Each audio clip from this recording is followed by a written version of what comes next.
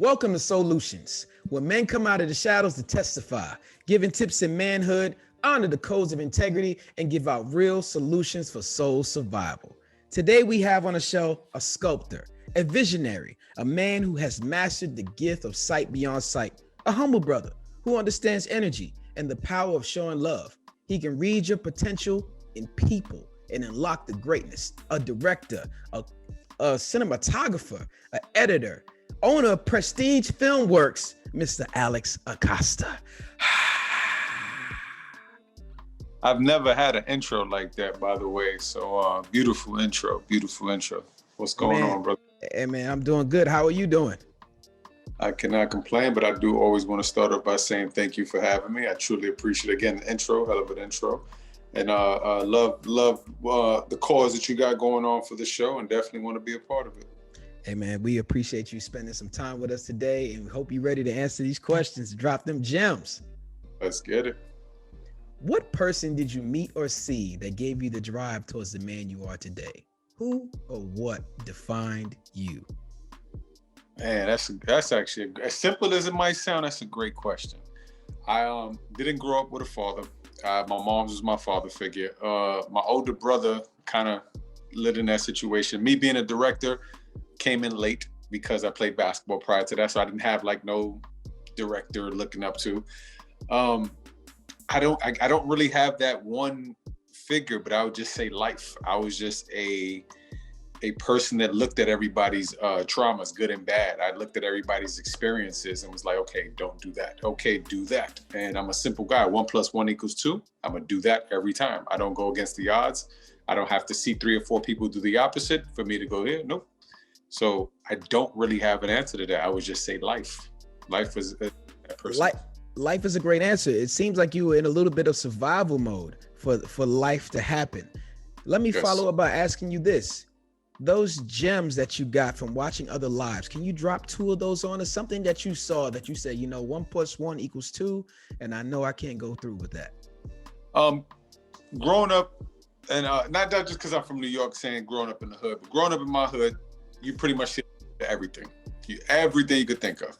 So of course in my family, I've had the crackheads, I had the drug dealers, the murderers. So I didn't have to go far to see much. My family was the bad family of your family says, hey, don't hang out with those people. That was my family, like the ones that don't hang out with. So as my aunt was babysitting me, they were the ones sniffing. They was the ones shooting up. Like I'm seeing this in the 80s in real life. You know what I mean? So I didn't have to go far to see what not to do. But one of my aunts in particular, she was an alcoholic. So to see what trauma came from that, to see when certain cops came at certain times of night, or my other aunt was a crackhead, and to see the things she did with that was like, whoa, I'm not doing that. My uncle serving 23 years in jail, when he finally came home, he was just one of those like, yo, what are you doing with your life? You know what I mean? You don't want to be like me. So looking at my family was just like, okay, yeah, I'm all right. I'm gonna go this path. How early did you start goal setting? I didn't realize I was goal setting until my mid-teenage years. And what I mean by that was in middle school, we had our yearbooks. And then obviously you go to high school, you get your yearbooks and everything. But in my middle school, my yearbook in middle school was most likely to succeed in class leader. So that's from 6th grade, 7th grade, 8th grade. All my friends who were with me, it was always like, oh, we don't got money. How are we gonna get pizza? How are we gonna get a Snapple? And it was always like, okay, look, this is how we're gonna figure it out. This is how we're doing. Since a young kid, I was always putting things into motion to make sure the next step happened for whoever was in my circle. And if it was by myself, it was the same way. So not understanding, and even as a kid, my mind was already scoped in to say, okay, if this is the things that we want and need at the time, how do we get the next step to make sure this happens? So as a middle schooler, seeing all this and realizing that the power you have in just a second of a thought, let's just think a little longer before we act on something. That was the leadership role right there when I realized that. Thinking a little longer and understanding the consequences is very important. Yes, especially in our neighborhoods. I think we think too quick. We act off impulse. All right, like quick thing on this. There's more white people in jail in the United States than blacks, right? But blacks is the most reoccurring. They go to jail. So when you look at the blacks and white, the ratio of it, we act off impulse. So the club, quick fighting. Somebody steps on you, somebody looks at you. It's quick fighting, where whites is more white collar crime or more thought out stuff that's going on. So we don't think enough, we act. And as we act, those decisions come back to bite us in the back because we just act too quick. Acting too quick. Do you have a vision board? If I could, can I take this off? How do you, oh yeah, I think we do this. This might be easiest thing to see real quick. But one of my vision boards, I have a couple of things right here to show a couple of numbers. Over here is equipment, 15,000 here, another computer upgrade, 3,500, another gimbal that I need, 1,500, and another smaller camera I want to get that the price haven't came out yet. But let's see right here, some of my equipment here. I actually got to set up. I just bought some stuff today. So some other stuff to knock off that list. So yeah, you can say that's one of my 4 vision boards that I have. Yeah. 4 vision boards. Now let's dive into that a little bit. Can you give us one apex that you achieved and one apex that you're still chasing right now? And let us know how. I just showed you my light, right? I wanted to not just get this one light set up. I wanted to get this 5-kit light set up that I knew eventually if I paced it out throughout the year, it was going to cost in the X amount of high thousands range. And I was like, man, let me just knock this all out, get it out the way, and just not worry about that. All right, cool. So that's out the way. Now I wanted to upgrade my camera systems. So in one vision board, it's kind of like, all right, what's your miscellaneous stuff that you would like? And then you would like, not just like, but you would need for your company that's going to take you there. And then what's your vision board on this side that you absolutely need to take you here? This is okay if extra money's there, but this is you absolutely need. So the pretty much done. The absolute need is about halfway done. So I definitely need these 2 new cameras that I'm trying to get. So yeah. I love the fact that you have 4 different vision boards and you just broke down that you need to have necessity and want on 2 different vision boards. Many of us put it all on one vision board and don't realize how much it adds up. Yeah, and not just add up too, is also unrealistic. I think we off anything, not just that, but let's say relationships, life, anything. I think we put too much high expectations on things that we see in front of us, being that it's not realistic. Like growing up, you always heard at jobs, what's your 5-year plan? What's your 2-year plan? No, we need to be taught, what's your month plan? What's your 2-month plan? What's your 3-month plan? Because it's more realistic to knock something out in real time to be motivated. If you gave yourself a 30-day plan and you executed it, it's like, oh, okay, I did that. Let me go do for a 60. Let me do a 90. 5-year plan, you're not worried about that in the next 2-3 months that you wrote, because you're thinking like, oh, if it's to lose weight, for example, oh, I'll do it next summer. Oh, I'll do it next summer, because you still got 4 summers to go. No, give yourself short terms, realistic things, and be realistic with yourself. That's an amazing analogy. When you speak of the goals you've attained, it sounds like you had to add financial literacy to your life. Can you give us some gems on financial literacy today? Add it up, add it up, add it up. It don't matter what you do. It don't matter what field you in. Not to say it's gonna drive you broke, but if it doesn't drive you broke, you're not thinking big enough, because it's going to drive you broke, whether if you're buying equipment, investing into this, or helping somebody out here, whether it's stock, anything you do, it's going to be a dangerous zone. Danger zone meaning like if you're down, if you only have $1,000 and you have to spend $920, $930, $950, that might be time. That's your danger zone. You have to get comfortable with being uncomfortable, because if it was that easy, everybody would be doing it. If it's just had throwing a couple dollars, throwing here and there. And I'm being nice saying $1,000 in my field, because it's way, way beyond that. But just, you pretty much got to be comfortable with being uncomfortable, because there is no, oh, I got the round amount of money, or I for sure got enough money. No, you got enough money for the task at hand that day, probably so, but there's going to be a million other tasks that you have to be mentally and physically ready to take care of these financial burdens. Okay, we talking financial burdens, we talking hardships, but I want to know that what was your sacrifice? What did you sacrifice to get where you are in your career and financial literacy? But outside of financial literacy, what did you sacrifice to become this Alex? I sacrificed something that I find hard to tell people I would never recommend. My family, my life. Because when people say all I do is work, or I breathe this, whatever this, A lot of that sounds good. You know what I mean? Prior to this too, I played basketball 5 years overseas. So for 15 years, literally have been on the road. I've probably slept more in Airbnbs and hotels than my actual house in the last 15 years. So how many birthday parties, how many Christmases, how many Thanksgivings, all that I missed being on the road. Now, the plus side of it is, look at all that I gained. But my nieces and nephews, I'm not there for their photos. I'm not there for their games. I'm not there for those, what parents consider those cherishable moments. I get photos and videos sent for me. Thank God for FaceTime now. Look how we're talking now through Zoom and everything, which has been a great thing. But also the physical touch and love of having family and being there, which I'm a big family person. I've missed all that, but I've accepted it. I am who I am. I get it. But the sacrifice of that, not many are ready for that. They say they're ready for the road, but until you're on that road and miss multiple things and understand that year after year, you're just not there anymore, kind of, that's the sacrifice.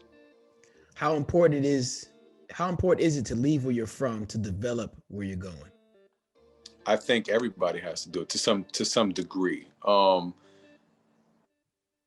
I think we all face the let's say for whatever field, let's say the classic, just in the States, let's say the meccas of clothing, music, and certain things might be New York, might be LA, you got Miami. If you're in those cities, obviously it's a big plus, but also even for some people from those cities have to leave those cities, because I think in any field, especially in our culture, it does come down to this weird thing that you're not appreciated in your own city the same way you'll be appreciated elsewhere for what you do at times, depending what you do. That's not the case in all situations. But I think you have to step out your boundaries to, again, gotta get comfortable with being uncomfortable. Get uncomfortable with being uncomfortable is something that I'm hearing a lot more, and people are challenging themselves. That's the only way you develop undeveloped muscle. Hey, look at that hove. But yeah, that's the only way. And I think the reason we're hearing it more is because we're, not to say disrespecting our parents, but if you look at our generation of our parents down, they always taught you to be safe. So your mother and father will be happy with a minimal job. It's not to say they don't want you to exceed, but they just want a nest of you to be safe. We're the generation to say, no, we're breaking the safe mode. We're gonna go travel. We're gonna go live. We're gonna go do this. You're in Abu Dhabi, right? You're on the other side of the world. You know what I mean? Your family growing up probably never thought like, oh yeah, you're gonna be over here. We'll mind you that. No, they want you to be right down the street if they could. So you have to take that leap, and you have to be the one to break that generational, not to say curse, but just that generational comfort. You have to be the one to break it. You got to break that generational comfort. I like the way you put that. Talk to me about mentorship and fatherhood. I'm not a parent, but definitely want some kids. But as far as mentorship, I think it goes without saying we all need it to some degree. Not even to some degree. I don't care who you are. Jay-Z talks to Warren Buffett. Jay-Z in the hood to us is God. And at the end of the day, he still looks up and cherishes Warren Buffett and Bill Gates. And not necessarily just for the value of money, but the value of knowledge. I think knowledge is more powerful than anything in this world. And the more we have it, the more we seek it, the more we understand that we do need it. Compared to, you got a younger mind person that still thinks that, oh, if this person has more money than this person, they know more, they do more. No, just at that day, that particular time, they have more money, but the value is really in here. So that mentorship really breaks that down. What are you going towards? What is it that your career is? If you have somebody who's already in that career or just has common knowledge of it, that helps. Or you might have somebody who doesn't know nothing about your career, but just has life common sense. We all need that mentorship for that. We are each other's libraries, and I think a lot of people forget that. Even the older libraries, the older people have the most diction and most content we have to get from them. Because sometimes your library may read the same and we repeat the same things in history and the same mistakes for no reason at all. Safe zone. Safe zone. Talk to me about when you're mentoring someone, what kind of gems do you give them? Like basic gems that you follow to yourself. You can let us behind the door, behind the closet, do something, affirmations you tell yourself, because the business that you live in sometimes can be shaky and you don't really stand on solid ground with a lot of things. Some of it's faith-based driven and hope driven. A lot of people don't get it.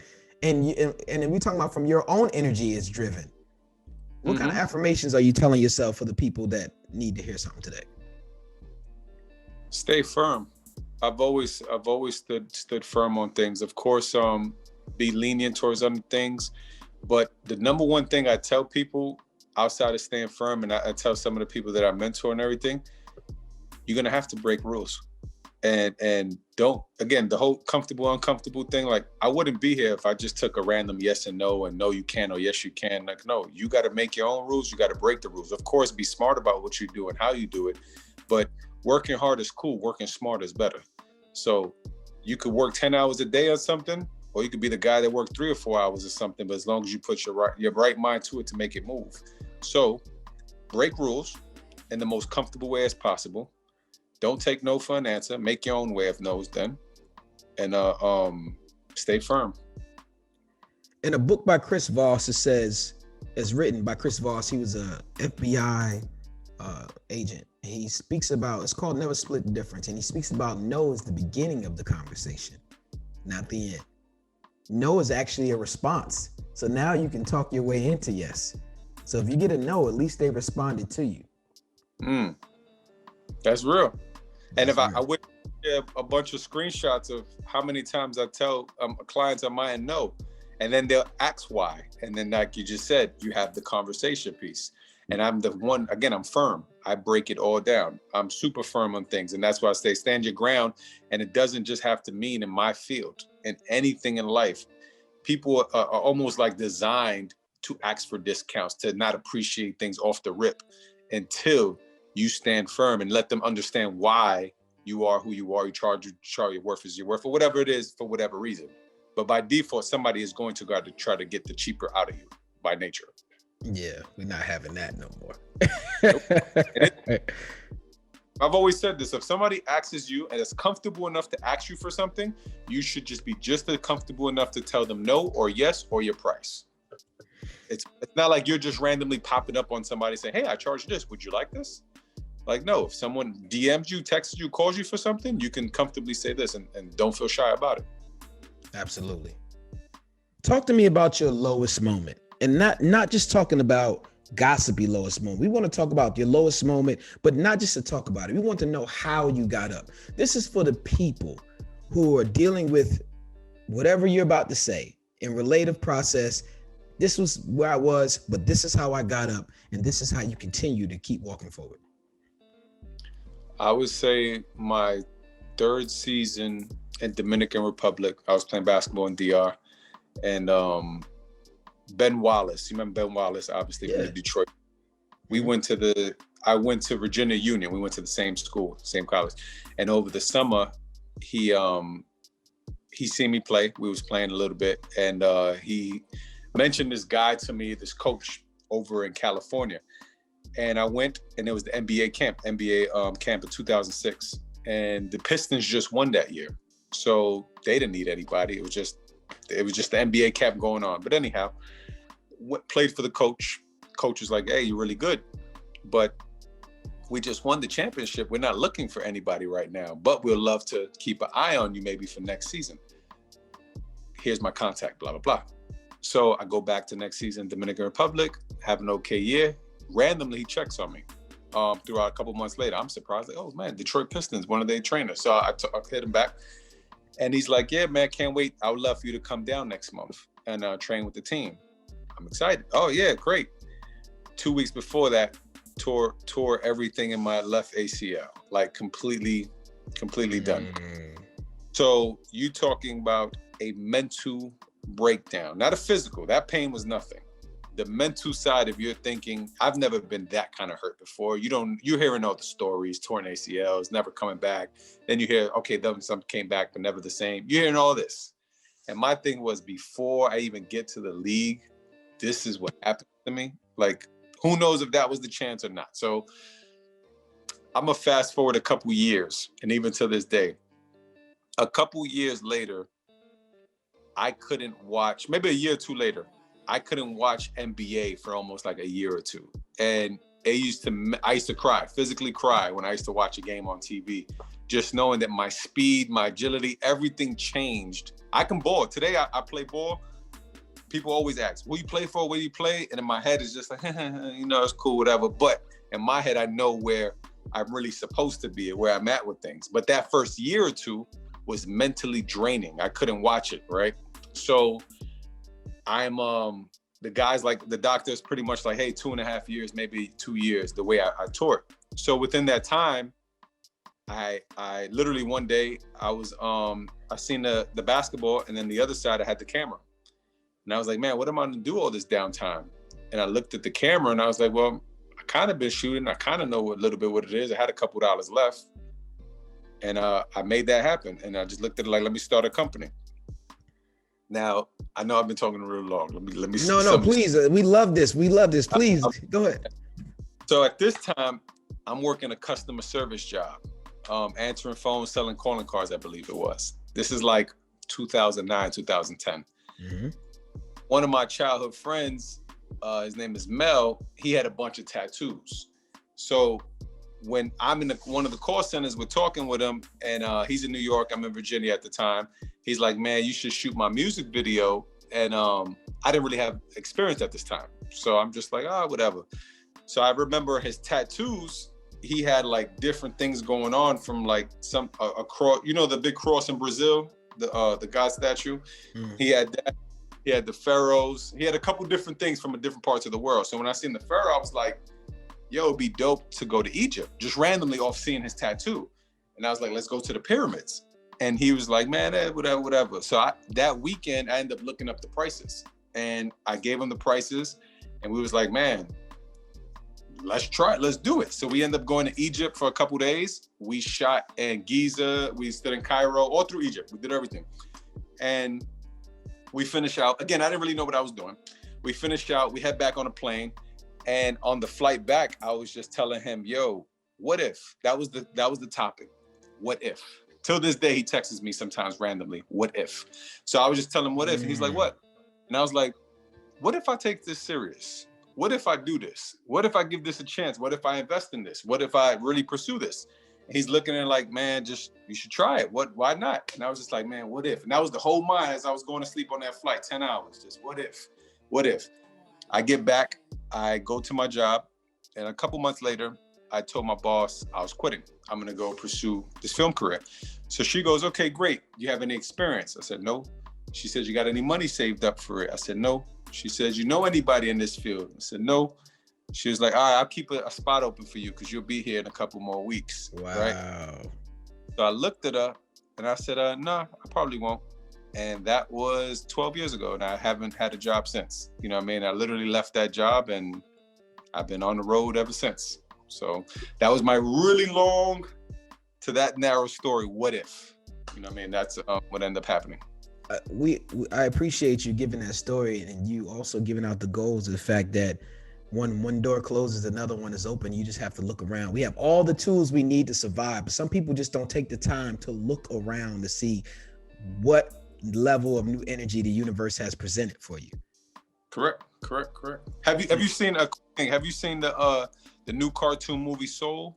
Yes. The Jamie voiceover? Yes. Wasn't it the concept that he thought piano was his life, and then finally when he achieved what he thought was the height of that, it really wasn't his life. What he thought would be his life. Right. You know, nobody whoever watched this, whoever never seen that movie Soul, definitely check that out. A good friend told me to write. Check out Soul. It has a great meaning. How much we focus on things that are probably not as important as it should be. And sometimes you can kill yourself trying to get there, mentally and physically. Very true. We talk about leaving a legacy, but mostly ignore certain steps. Do you have a will? No, I don't. Not as of right now. But my brother made me think about it because he does have it. I never thought about it this young. Now, in terms of youth and conversation, do you think people are afraid to have that conversation because of the content of death? Yes, I believe so. For a very long time, I'm still afraid of death, but for a very long time, I was like petrified of it. I'm okay talking about it now. I'm okay moving around the idea of it and understanding that it is inevitable. There's nothing we can do. But when I was younger, I was really skeptical about it. I used to, not to say nightmares, but I wake up at certain times of the night and just randomly be thinking about it. It's funny, it's only takes one time to have that conversation about like a will where you leave your paperwork for people and leave things in place. And it's hard for us to have this conversation.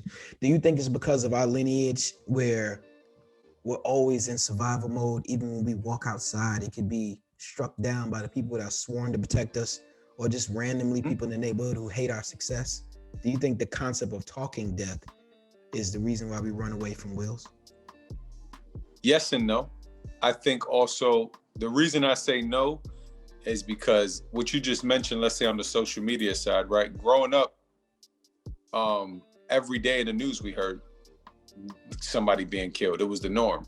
And I always said this, even when I was a kid, I used to think, you'll see the news reporters saying, okay, 3 found dead and whatever.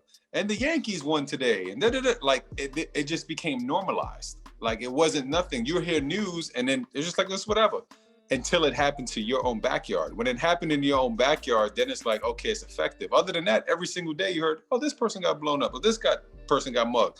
Now with social media, it's in our face 24/7. You know what I mean? So it's really nothing new about the news. But when you start talking about yourself, your own will, your own family, your own stuff, it's like, whoa, that could happen to me. But you got to start putting yourself in like, yo, we getting older. And every day we a target, regardless if we look at it like that or not. So we got to have the right paperwork and the right shit for our family. And then for me, last year, I randomly got some notification from Facebook, which I never really pay attention to. And I looked at it and it said, do you want to assign someone a login? And I was like, why would I want to assign somebody a login? And I clicked it and it was saying, hey, if you die, is there someone you want to leave behind who can get into your account? And it didn't hit me there, but the next day I had to really think about that shit. Like, wow, damn. And it's crazy that a Facebook notification made me think about that. But that was... Let's sidetrack for a little bit. A lot of people don't realize when people die, your internet life lives on. It's permanent. So if you have a Facebook open, you see people start tagging you on rest in peace. Every year they'll tag you rest in peace, like you're still around, because to them, you kind of still there. Yeah. Through the internet. Yep. It's like having a picture on the wall. Yep. And I'm glad you said that, because even on the options, it asks in the case of death and someone presents a death certificate, they have a 30-day option to wipe your page out completely, or they have a option to leave it, like you said, to live on forever. So that's an easy thing, because I could see a lot of people wanting to do both. Some people want to, live on, and they're simply like, no, like, my life should be erased. And it's like, it's a tough thing there, but I did see that option there on Facebook when they had that. Wow. We got options. Should there be a base? I got so much on my computer that I would hope, I told my brother about this, but I would hope, God forbid, if I go early, that he at least comes to grab my files and my folders so that my family for the rest of life that we're here can see everything I have of us. Wow. Well, you probably need to get somebody working on it, build a collage early while, hire you a intern or something. I made one about 12, 13 years ago. I started already on a passing video 13 years ago. And my mom, I probably showed about 10 years ago. She was crying, didn't want to watch. She couldn't finish it. And my sister didn't finish it either. It was about 6 minutes. At that time, the editing was poor, but they didn't finish it. They didn't want to watch it. I get it 100%. Should there be a basic training program amongst men, like a level of education given in our communities outside the school system? And what I mean by that is, we just spoke of all the things we watched in the news, but it doesn't really hit until it hits home.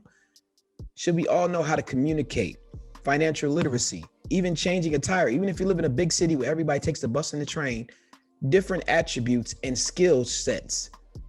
Should we have like a basic level inside our communities to make sure that we are trained for the world? Because so many of us walk around lost.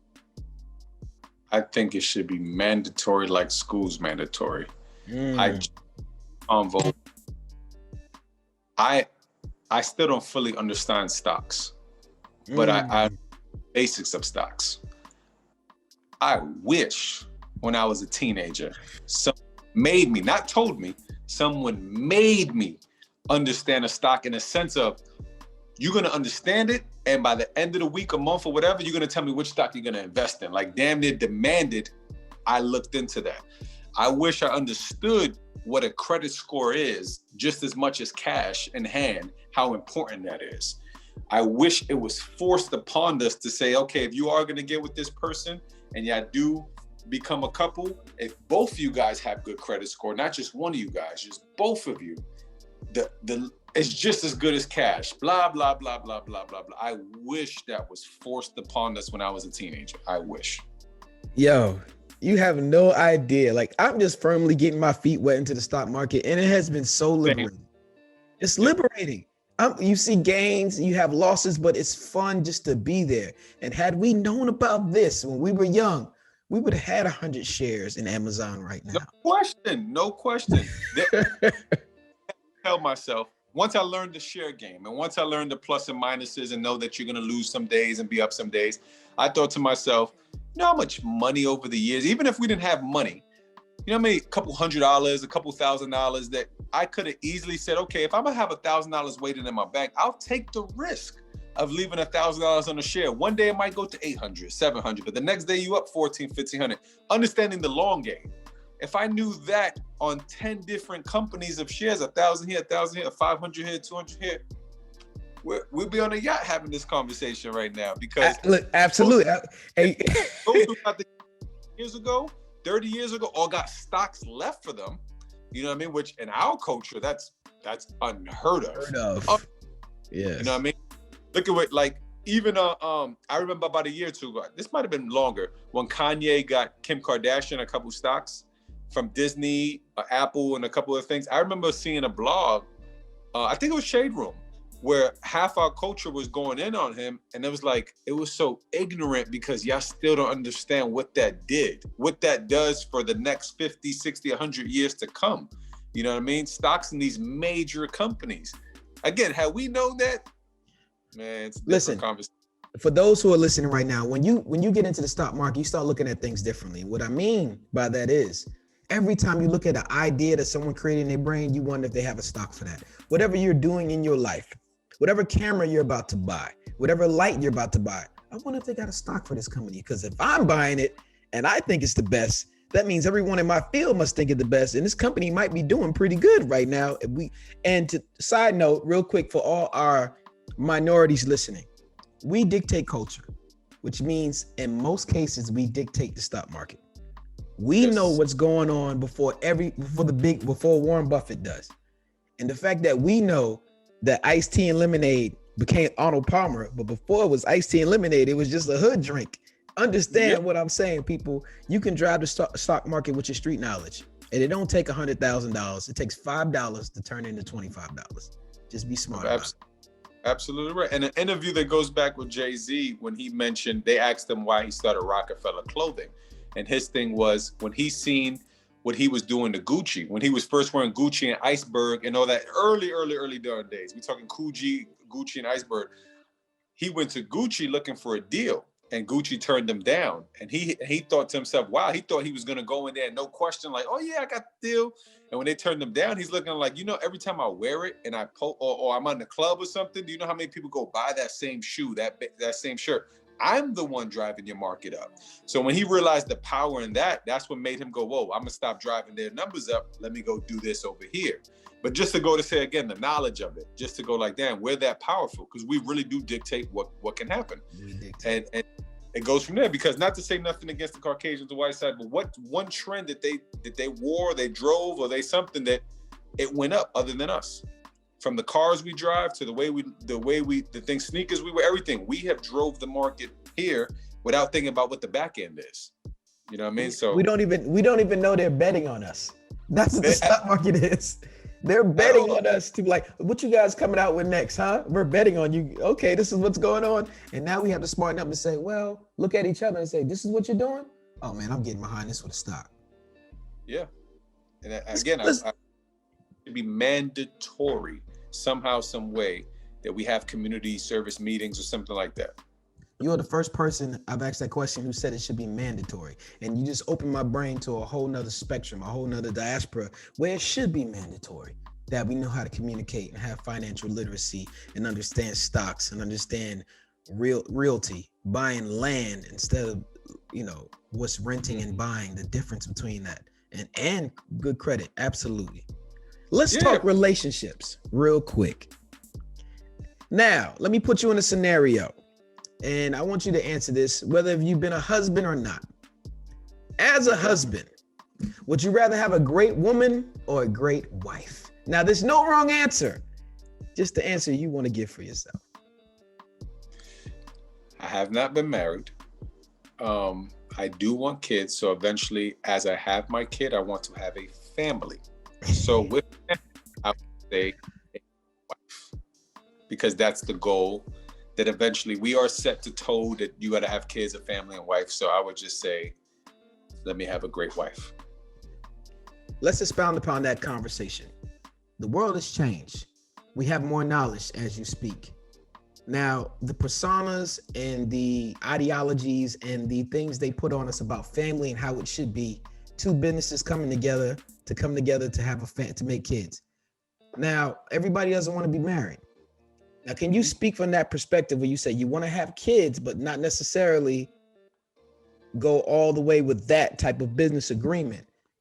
Can you speak to the lifestyle of that and how important it is for people to understand who they are? Completely. I've seen so many people, not to say give up their life. I hate to say, because there's a lot of marriages out there that's great and they do their thing.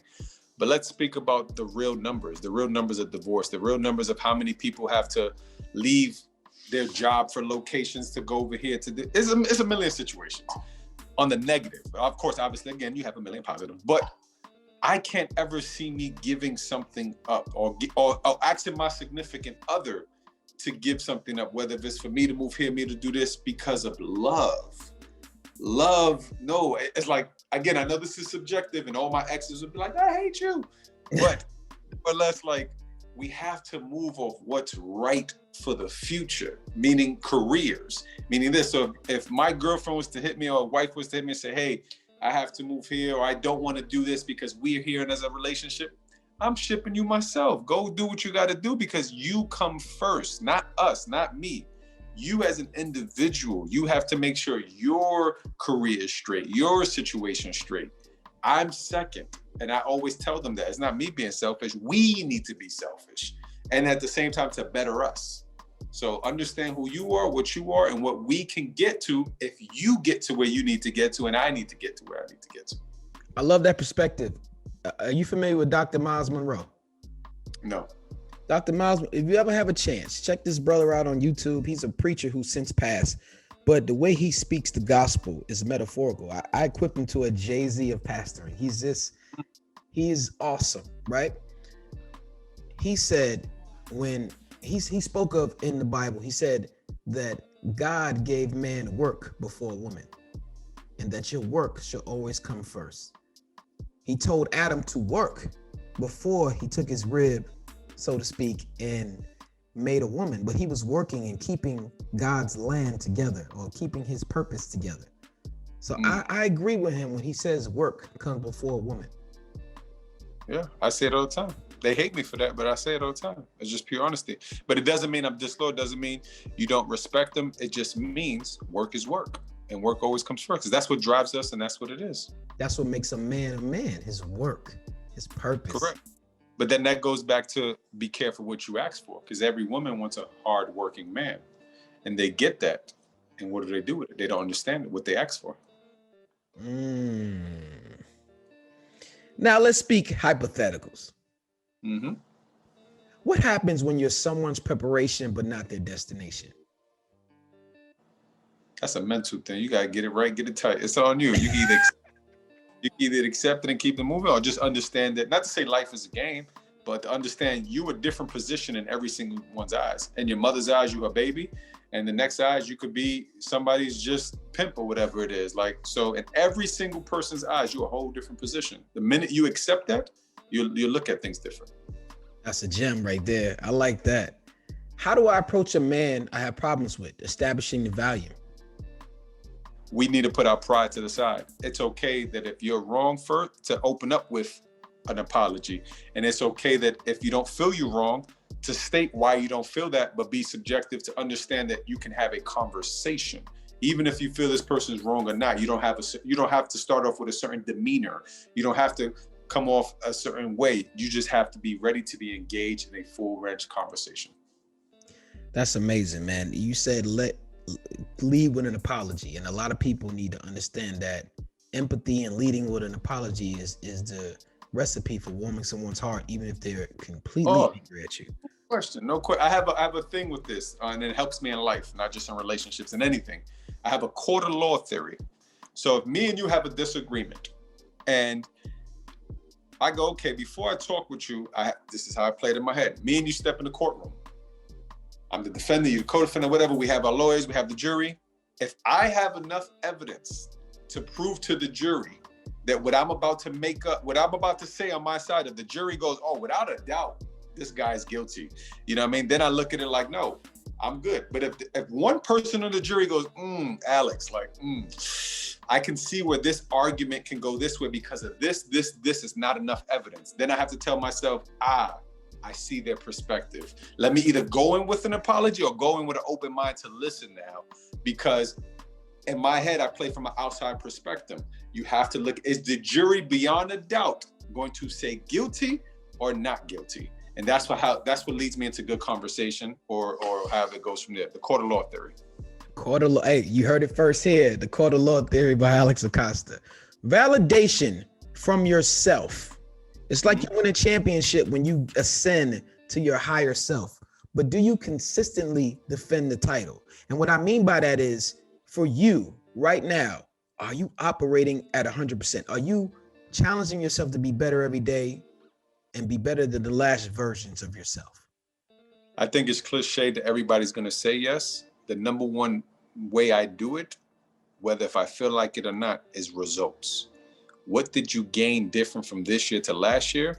What does the result say from this win to that win? Every championship is different for LeBron and Jordan for different reasons. They had an injury this year. They had a trade this year. Whatever reason, every championship is different. So every year that I hit a plateau, that I had an accomplishment, what does the result say about it? And what does the result say about me? So every single height of a new relationship, of a new situation, I gained so much from that. So my results show why I'm still doing what I do and why I do what I do. I came up with something called operating at 100%.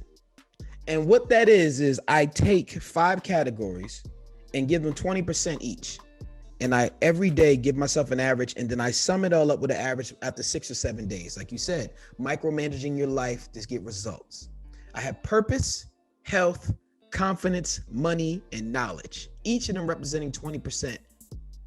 Within the last 24 hours, Mr. Acosta, how much percentage do you think you're operating out of purpose, health, confidence, money, and knowledge? Each one of those I had every single day. But within the last 24 hours, I would say that I'm in the process now of buying my first home. So within that, you have to think the financial side of it off the rip. Then from there, it's like, okay, what's the long game of it? What am I looking to plan to do? Because every day I go to the gym. So first thing in mind, these are dry fits. So I just put a fresh one on. Just earlier today from the gym wise. So health, that's all day. Yeah. Purpose, what are we all doing this for? What's the point of waking up? What's the point of having a career? What's the point of wanting to see your mother, your father, whoever happy? What's the purpose of it? So with it all, every single day, my mind goes to everything you just mentioned. But just within the last 24 hours in particular, yes, all that came about and some. Yeah, I can say that you've been working. I saw your Instagram, but you always constantly pushing people to show exercise, to show strength in life and health. Before we go, please tell us what exercise and health and wealth in that particular spectrum should mean to someone. I think what hit me when I was younger is Asians. And this is what I mean by Asians. When I looked up who lives the longest in the world, it's Asians. And I had to figure out why. And I didn't understand why at the time. Then one thing I noticed was like, hey, they eat a lot of steamed rice, right? So then I Googled, what's the benefits in steamed rice versus fried rice? Cleaner. And mind you, because at this time, outside of sumo wrestlers, I played a joke in my head was, have you ever really seen a chubby Asian person, right? I'm talking like really out of shape Asian. if they wasn't a purposely sumo wrestler.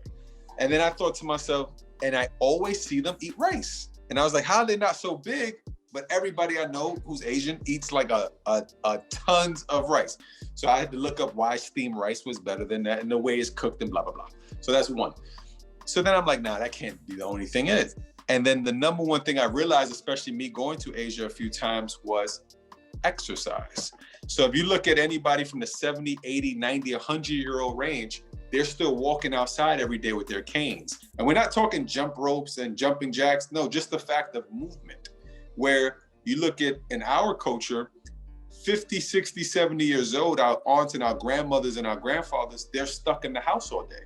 And they're literally, we have all their grandchildren doing errands for them and running around. They might walk to the fridge, they might walk to get the remote, but they're not actually out and about moving their body and their bones. So after a couple of years, you become crippled, you become this, you just stay like this now.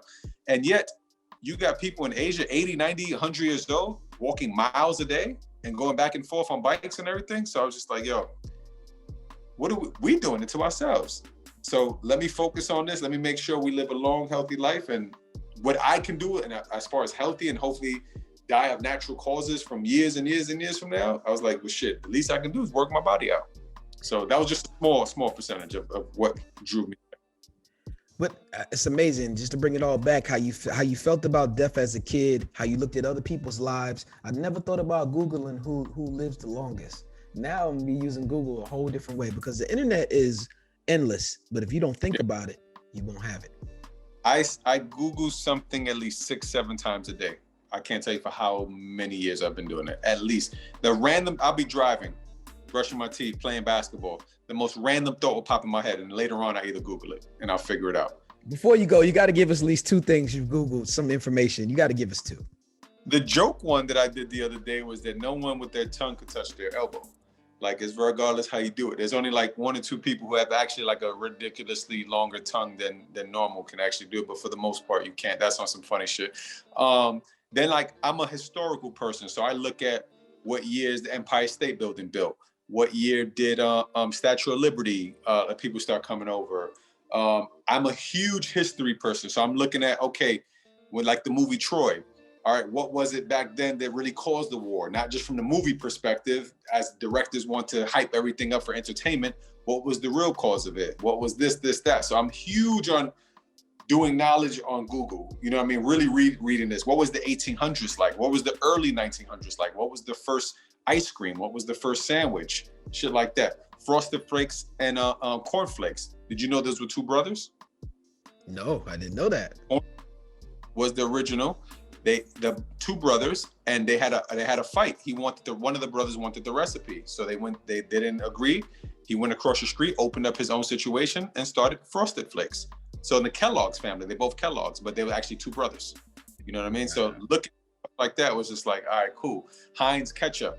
You know what I mean? The history behind Heinz. So when I eat ketchup, I purposely buy Heinz, like almost like the same buy the black dollar, but also because Heinz, I knew what he fought for and represented, you know what I mean? During that time of the late 1800s and all that stuff, what he did. So learning certain things was like, all right, cool. Let me open my mind to things. And as I drive, I look at it and I look stuff up. You're going to be a great guy in this stock market because that's what the fun part I love. I love history too, but I love looking up these companies and seeing their lineage. Oh yeah, no, that's true. And recently I've been putting my money towards, this is partly a side note because little biased, but Celsius, the energy drink, Flo Rida, he has he's part of the company, has some good stocks in it. So as I see his numbers and everything going up, it's like, all right, cool. Well, shit, that's like inside trade right there. If he's doing it, I don't got a lot of money, but let me figure it out and try it out, which is another thing that with my clients, the X amount of, not to be on some cocky boasting thing, but the X amount of millionaires I'm around, to hear their conversations of stocks and of real estate and funding this and funding that, and not to ever come home and try it on your own would be foolish. You know what I mean? There's no way all these years I could be around all this money and just come home and wait for the next phone call for my next check. Like, no, hell no. Listen, on the flip side, when you're around people who are bad for your circle, they associate you and say, oh, you need to stop hanging around. But when you hang around with people who have prestige and growing and doing things, you have every right to celebrate that and talk about that because this is your life. And you know what? You are a poster board for someone who is trying to achieve the same thing. People are Googling you right now. That's real. Man, I'm just thankful and grateful. That's all I say. I do get a lot of messages on Facebook and Instagram and my texts, surprisingly, which still surprises me to this day, but sometimes it's paragraphs of how people followed me for years and things like that. And I take time to answer each person. And more surprisingly too, a lot of times it's aunts and uncles on Facebook of someone I went to middle school with or somebody I went to high school with. And they just telling me, hey, I seen you as a kid, now to see you where you at, it's inspiring. Or my nephew, I make him follow your page. Every time I read one of those, it's like, damn, I just wake up every day and just do what I do. Not to know that people really look at my life as that. That's the crazy part. Man, it's an honor and a blessing to see your journey myself. And I'm just so happy that you decided to come on the show and share your knowledge. Thank you. Thank you. Thank you, sir. You are now part of the Silhouette Boys Club. It's people like you who move in the shadows to help people like me shine. Now, before you go, we like to get a referral for the show. Someone you feel can come and drop some gems and we can interview to get on SOULutions. You got a name for us today? Or several names? We don't care. Yeah, I would say the person who put me in this game of the video world, I would say his name is Broadway All Day. He did all early 50 Cent videos. So all 50s videos for the first about 10 years of his career had to do with my boy. Oh, wait. My bad. Had to do with my boy Broadway. So he has a great spectrum of how he looks at life. So not just on the video world, but he's a very entertaining person to talk to. So he has a lot of knowledge. He's a little older than me and he taught me a lot. So he's definitely a person. Broadway All Day. We want to see you on this show. We hope that you can connect us and we can get this thing going. I definitely can. And I dig it. And thank you for taking your time. And I do appreciate you asking me these questions. This is probably one of the best interviews I had with the most honest and the best questions, I would say. It was actually questions that matter and not just the typical thing about life. Man, I appreciate that, man. We're really working hard like for these gems. Anyone listening, I hope we encouraged your life, help you get out of a situation or gave you knowledge to give the next person next to you who's going through something. Yes, sir. Alex, before you go today, please leave some knowledge, information of where they can find you. Give a tip about who you are, because before anyone, I'd say anything about anyone, who they are on the show, I like to just have the man first and your journeys and your experiences talk first. And at the end of the show, we like to reveal, or if you feel like telling people, or have them come look you up on Google, please let us know who you are, what you got going on. I'm a very simple man. 1 + 1 = 2. Then you stick with it. I don't shy away from it. I don't stir away from it. I'm a very simple man. I get the job done. Some of my pros and cons all comes down to one thing. I'm very proactive. So if we have a good conversation about something, I'm gonna act on it. If you don't want to act on something good in life, don't introduce it to me because I'm very proactive. Other than that, my Instagram, I'm sure he'll have some handles here in the edits, but if not, it's Mr. Alex Acosta. Man, Google, Twitter, everywhere in the world. You want to check it out, just Alex Acosta. But I'll leave it at that, man. I appreciate you again. And don't take no for an answer, world. Do not take no. Break every door you have to break down to make sure you get the results you want. Absolutely. This has been SOULutions. I appreciate you, bro. Shout out to the BX. Hey,